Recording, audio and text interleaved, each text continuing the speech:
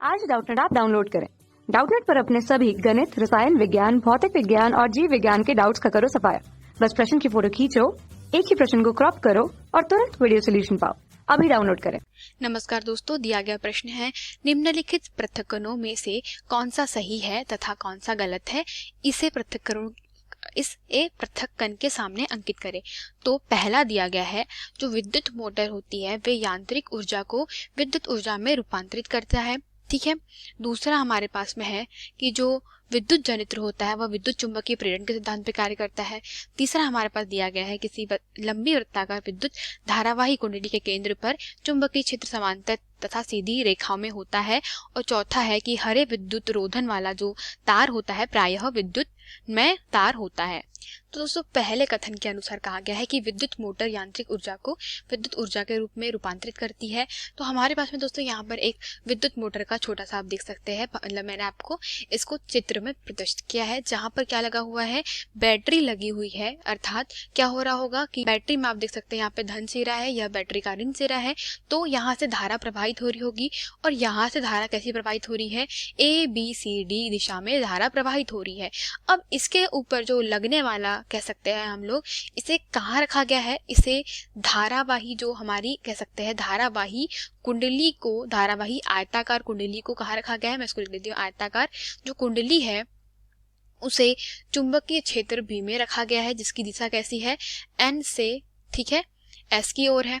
तो दोस्तों यहाँ पर क्या, इस पे क्या होगा दोस्तों, बल लगेगा, क्योंकि हम लोग जानते हैं अगर एक धारावाही आयताकार कुंडली को चुंबकीय क्षेत्र में रखा जाता है तो क्या होगा कि उस पे एक बल लगेगा। जो बल है उसकी दिशा कैसी निकाली जाएगी, वह फ्लेमिंग के बाएं हाथ से निकाली जाएगी, जिसमें जो अंगूठा है उस तर्जनी तथा मध्यमा को इस प्रकार फैलाया जाता है कि अगर इस प्रकार लंबवत फैलाया जाता है कि अगर मान लीजिए जो हमारा कह सकते हैं तर्जनी है वो चुंबकीय क्षेत्र की दिशा को प्रदर्शित करे, जो मध्यमा है वो किसी धारा की दिशा को प्रदर्शित करे, तो जो लगने वाला है बल है वह नीचे की ओर लगेगा, मतलब कागज के तल के लंबवत नीचे की ओर अंगूठे की दिशा में। और सेम दोस्तों CD पे ऐसा ही बल लगेगा, वो लगेगा ऊपर की दिशा में, क्योंकि धारा की दिशा परिवर्तित हो गई है। तो यहाँ से दोस्तों जो एक क्या करता है, इस पे एक बल आघूर्ण कार्य करता है, विक्षेप पर बल आघूर्ण कार्य करता है, जो कुंडली को घुमाना शुरू कर देता है, अर्थात जिसके कारण क्या होती है, कुंडली घूमने लगती है। ठीक है। तो क्या हुआ, यहाँ पर तार में धारा प्रवाहित करने पर क्या हुआ, विक्षेप पर बल आघूर्ण प्रवाहित उत्पन्न हुआ और क्या कर रहा है, यह कुंडली को घुमाने लग रहा है। तो यहाँ क्या हुआ, यहाँ पे जो विद्युत ऊर्जा थी वो किसमें परिवर्तित हुई है, यांत्रिक ऊर्जा में परिवर्तित हुई है। तो हम लोग कह सकते हैं कि विद्युत ऊर्जा मोटर जो होती है वो क्या करती है, विद्युत ऊर्जा को यांत्रिक ऊर्जा में परिवर्तित करती है। तो दूसरा जो पहला लिखा गया है कि विद्युत मोटर जो होती है यांत्रिक ऊर्जा को विद्युत ऊर्जा में रूपांतरित करता है, यह असत्य है दोस्तों, क्योंकि विद्युत मोटर क्या करती है, वो विद्युत ऊर्जा को यांत्रिक ऊर्जा में रूपांतरित करती है, ना कि यांत्रिक को विद्युत में। ठीक है। तो दोस्तों अगर हम लोग फिर दूसरे, जैसे कि हमसे दूसरा कहा गया है, कथन दिया गया है विद्युत जनित्र जो होता है वह विद्युत चुंबकीय प्रेरण के सिद्धांत पर कार्य करता है। तो दोस्तों हम लोग जानते हैं अगर किसी भी चालक तार को हम लोग क्या कर दे, परिवर्ती चुंबकीय क्षेत्र में रख दे, तो क्या होता है, उसमें ना एक धारा प्रेरित होने लग जाती है। ठीक है। और उस जो धारा प्रेरित होती है उसे किससे दिया जाता है, उसे फ्लेमिंग के दाएं हाथ के नियम से नाप लिया जाता है। ठीक है। फ्लेमिंग के दाएं हाथ के नियम से उसकी दिशा ज्ञात कर ली जाती है। ठीक है। और उसमें हम लोग कह सकते हैं, उसमें क्या होता है कि यांत्रिक ऊर्जा जो होती है वह कैसी होती है, वह विद्युत ऊर्जा में रूपांतरित होती है। ठीक है। तो जो प्रायः जो सारे जो विद्युत जनित्र होते हैं वह विद्युत चुंबकीय प्रेरण के सिद्धांत पर कार्य करते हैं, जिसके कारण क्या, जैसे सिद्धांत के अनुसार कि अगर हम लोग क्या कर दे, इस जो चालक है हमारे पास में ABCD, इसके फ्लक्स में परिवर्तन कर दे। और फ्लक्स में परिवर्तन कैसे करेंगे, चूंकि अभी यह कैसे रखा हुआ है दोस्तों, यह चुंबकीय क्षेत्र के समांतर रखा हुआ है, जैसे कि आप देख सकते हैं। ठीक है। यह चुंबकीय क्षेत्र हमारा N से S की तरफ और यह कैसा है, N से S की तरफ समांतर रखा हुआ है। तो अगर हम लोग क्या करें, इस चालक को थोड़ा सा घुमा दे उसकी धुरी से, ठीक है, यह इसकी धुरी है हमारी ये वाली, तो इस धुरी पर अगर घुमा दे तो क्या होगा कि इसके फ्लक्स में, इसके जो मतलब फ्लक्स में परिवर्तन होगा। और फ्लक्स में परिवर्तन होने के कारण क्या होगा कि इसमें एक धारा प्रेरित हो जाएगी। तो हम लोग कह सकते हैं कि जो हमारे जो जनरेटर होते हैं वो कैसे होते हैं, वो किस के आधार पे काम करते हैं, वह फ्लेमिंग मतलब वह विद्युत जनित्र जो होता है चुंबकीय प्रेरण के सिद्धांत पर कार्य करते हैं। ठीक है। तो दूसरे का जो सही उत्तर है हमारा दोस्तों वो कैसा है, सत्य है।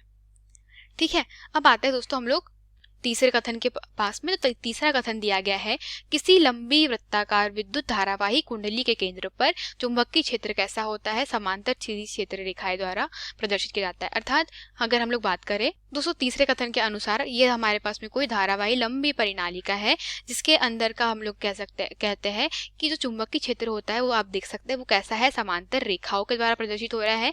जो समांतर रेखाएं होती है वह क्या प्रदर्शित करती है, वह यह प्रदर्शित करती है कि यह एक समान चुंबकीय क्षेत्र को प्रदर्शित करेगी। अर्थात यहाँ बी जो है वो कैसा रहेगा, वह एक समान चुंबकीय क्षेत्र की दिशा को प्रदर्शित करता है। तो हमारे प्रश्न का उत्तर है कि किसी लंबी वृत्ताकार विद्युत धारावाही कुंडली के केंद्र पर जो चुंबकीय क्षेत्र अगर समांतर सीधी क्षेत्र रेखाएं होता है तो यह कथन भी कैसा है, सत्य है।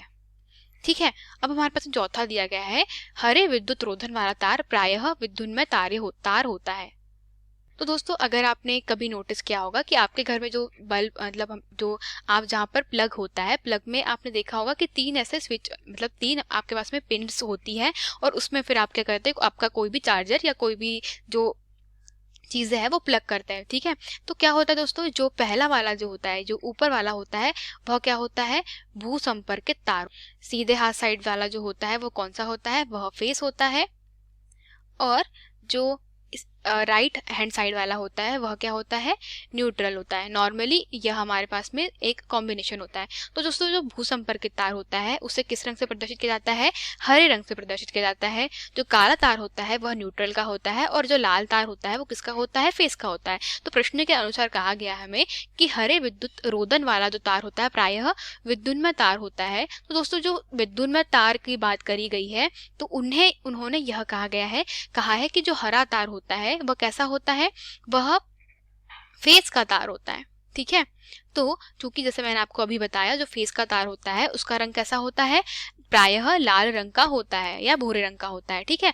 तो यहाँ से हम लोग कह सकते हैं कि जो फेस का रंग है उसका रंग क्या होता है, लाल होता है और जो न्यूट्रल होता है वो कैसा होता है, काला होता है। तो यहाँ से यह बात स्पष्ट है कि जो दिया गया कथन है, कथन क्रमांक 4, वो कैसा है दोस्तों, वह असत्य है। ठीक है।